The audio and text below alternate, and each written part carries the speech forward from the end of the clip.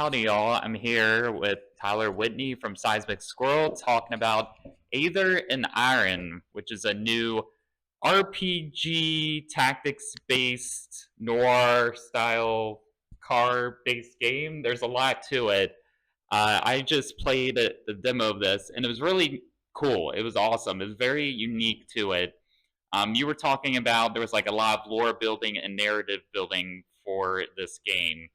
And I wanted to talk about a little bit just with like the art concept design of it. Yeah. What's really cool about this, y'all, is like as you're playing through the game, it does have that visual text-based element. I want to talk about, did you have inspirations for other games when talking about, let's say, the dice rolling and mechanics? Because I got a little bit of a Disco Elysium vibe from it, so I hmm didn't know if like games like that were an inspiration for you when designing those elements. Yeah. Well, thank you. I appreciate you taking the time to come talk with Mm-hmm. me.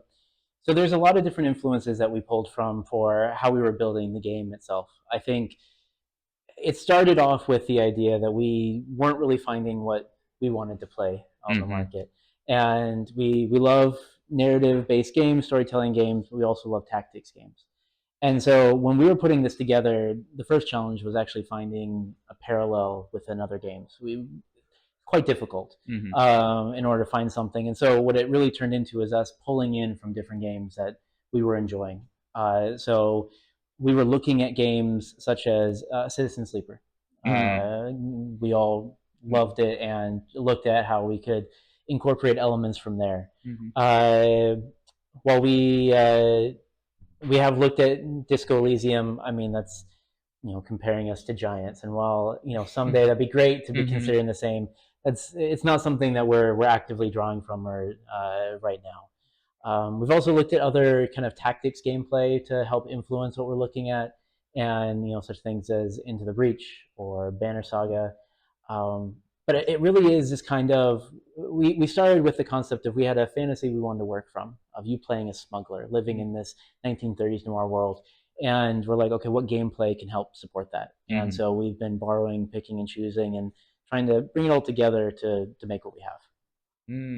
Good choice. I was playing it too. What I appreciated about the game, y'all, is there's like subtle elements to this. So, like even as the characters were talking, I noticed that the background's always kind of moving. It's like Mm, alive. Even like the floor, like underneath them when there's the lounge, is still moving. Or in the back, you have vehicles and all that moving. So taking that extra step, what does that mean in terms of like did you feel to make that to make the world more alive versus you could mm. have had it stagnant and Yeah. still with the narrative? Yeah, no, great question. And I think give me opportunity to brag about the my art team, my writing Mm-hmm. team, I'll happily do so. Mm-hmm. No, we have a fantastic team of artists, and it really comes down to a few different things. Is one, like you said, we want to make the world feel a lot more alive, Mm-hmm. and we're heavily inspired for a lot of these scenes. While we're not going as far as is LucasArts point and clicks, Mm-hmm. right? We grew up on those. We love those. There's something special, nostalgic. And when we were building the scenes, we wanted to make sure to really allow for the player to dive into the world visually. So a lot of different interesting elements, a lot of world building happens just visually, stuff that you're just going to pick up by looking and conjecturing. I don't know if that's a word. Mm-hmm. Providing conjecture. But when it comes to the moving elements, yeah, I think you hit the nail on the head of that. We wanted to make sure that if you're sitting and you're reading and you're going through this game, you're playing through it. Want to make sure that the world feels like you're not just staring at a static screen, Mm-hmm. and providing some sort of element so that it feels more of that alive. Yeah. Mm-hmm. Yeah, Mm-hmm. no, it's a nice bonus too. I have to add to the, and it took me a minute or two to pick up on it because I was like, "Am I seeing this? Was it just me or not?" But I love the fact that when there's a tonal dialogue, because we were playing Gia's, like the character was playing, and playing that character, whenever there was an internal dialogue of that noir type, Mm-hmm. like Kurtz, she would go in like a black and white silhouette. But Yeah. then when she was talking to other people, she would be in color. And I was Mm-hmm. like playing through it, I'm like, am I seeing that correctly? And then I picked up on it. So I thought that was like a nice little added touch in there. Yeah. Uh, and then talk about the car combat gameplay. when you got into it, you kind of explained to me how it works, but then like really trying out, I got it. It was something interesting and different because it was constantly moving. So instinctively, you would be like, "Oh, I feel like I'm in control of this vehicle. I want to maneuver around and hit buttons to attack and that sort of thing." Mm-hmm. But it is tactics based. You are taking turns on it, and I want to delve that into a bit more with Yeah. the terms of just the one that I played.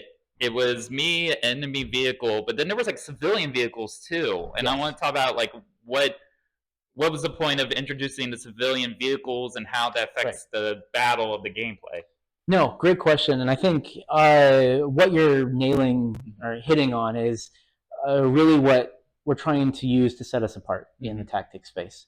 And uh, we started off with trying to figure out the challenge that we wanted to make a tactics game, where the grid is static and it's thoughtful and you take your time, mix that with car combat, with these 1930s vehicles that are flying. Those two things don't necessarily mesh. And so we spent a long time trying to figure out how can we actively make the tactics grid feel exciting and filled with momentum. And that's where it came to our current setup, where you are on a grid, but the world is scrolling by you to simulate you, in a constant state of movement. Mm-hmm. But that also comes with a whole bunch of questions on, okay, now we have this visual element. How do we make sure it's not just a gimmick? Mm. And so we had to look at a lot of the core elements of a tactics game and be like, okay, how can we adapt it to our world? Mm-hmm. So, for example, doing obstacles is more difficult in Mm-hmm. a moving world, right? There's only so many things that we can do that make sense. Yeah. So that's where civilian vehicles come in. When you have these people that are in the way. Now, as a good RPG, you can shoot them, choose to do so if you want. There are consequences of doing so. It does change how the world kind of responds to you if you're being, a bit genocidal. But then also, there's an element, a strategic element, right, of the weapon play and how you can move is based off of positioning, and you have to position around them. And then if one of these civilians does get destroyed, then their debris actually flies backwards, harming everything behind it. So we are incorporating those into how we can make the battlefield more dynamic. And then the second element, which you saw a little bit in the gameplay, is that the road changes over time, and the environment effectively has a turn where if you're driving down roads, then sometimes they narrow, sometimes they become more wide, sometimes they split, sometimes you have well, I won't spoil too much, but there's a lot of different ways that the road can dynamically change, forcing you to adapt and alter your tactics. No, that's awesome. I love hearing that. It kind of like adds extra gameplay element because yeah, I noticed that too. Like even they gave me the option to like ram a vehicle, and I'd be like, "Oh, this is fun," but I started to notice my health bar also is going down, so it comes at a cost, right? It does. Yeah. And noticing as I was like playing through that, and in this vehicle too. Now, this battle that I had, I was heading to a destination, and then this kind of popped up as like, "Oh, this other event's happening." You kind of touched on a little bit before, but as far as the side activities and all that goes, like if I'm going from one place to another place, is there a bit of randomization to that, or is everything specifically laid out in terms of like what other quests or activities appear in your route? Yeah, I think there's a few different elements of that I want to talk about. One is after the tutorial area, the world kind of opens up a little bit more. While we're not doing fully open world, we do have when we go into the first area, there's quite different things that you can do. You can jump around, and as the story progresses, more and more opens up to you. A good portion of that is scripted, in that we wanted to provide an experience where while you're moving through the world,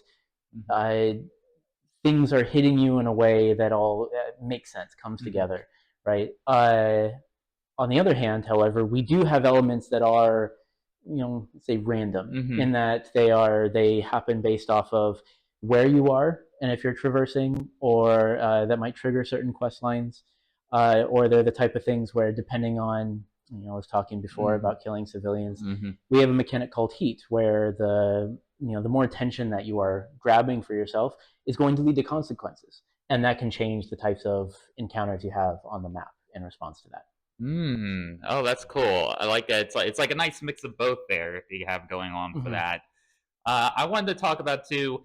There is going to be multiple characters that you could play eventually in this experience, and I was checking. I want to make sure I got this correct. So you're able to unlock multiple vehicles, but you mean each character has like their own special vehicle?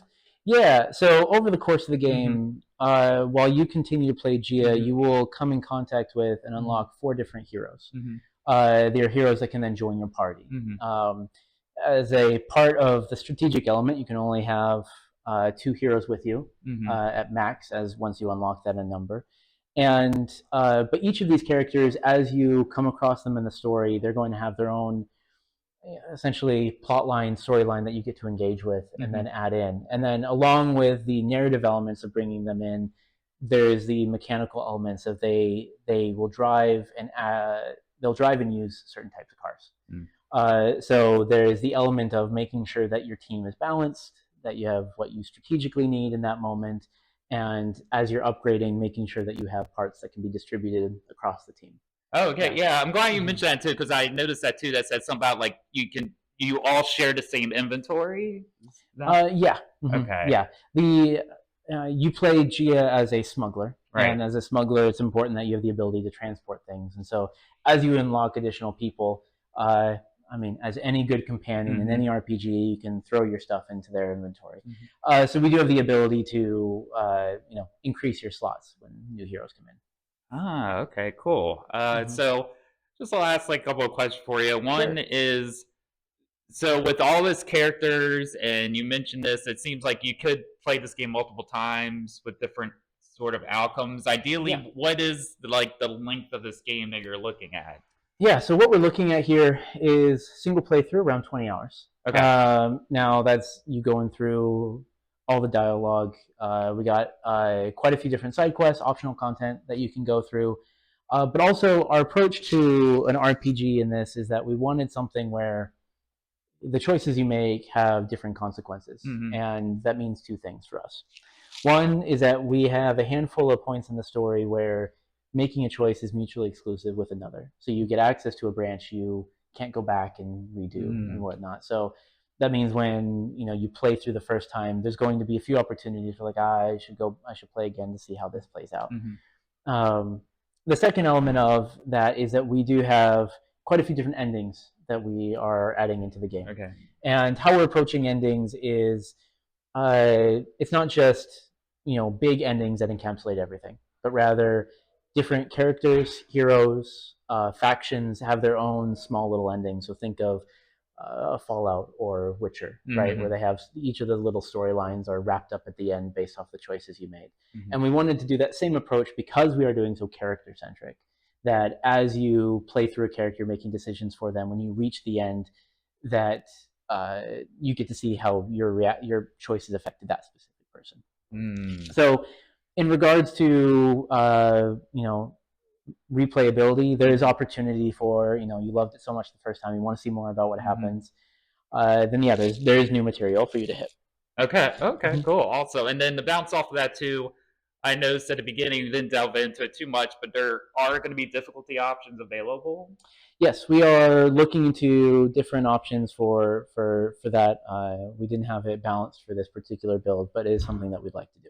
Okay, that was Yeah. Hmm. interesting. I was just curious about that because for this style of game, you could have not had those options necessarily, depending on how we'll play it out. So I was just curious as to like what made you decide we are going to add difficulty options to it.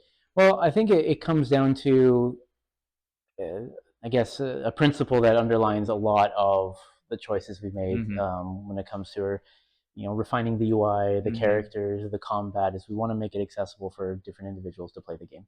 So while we know that a good portion of people will play, just down the middle, Mm-hmm. balanced, if people want a different experience, if they want more narrative or they want to emphasize more of the combat side, want to provide that opportunity for players.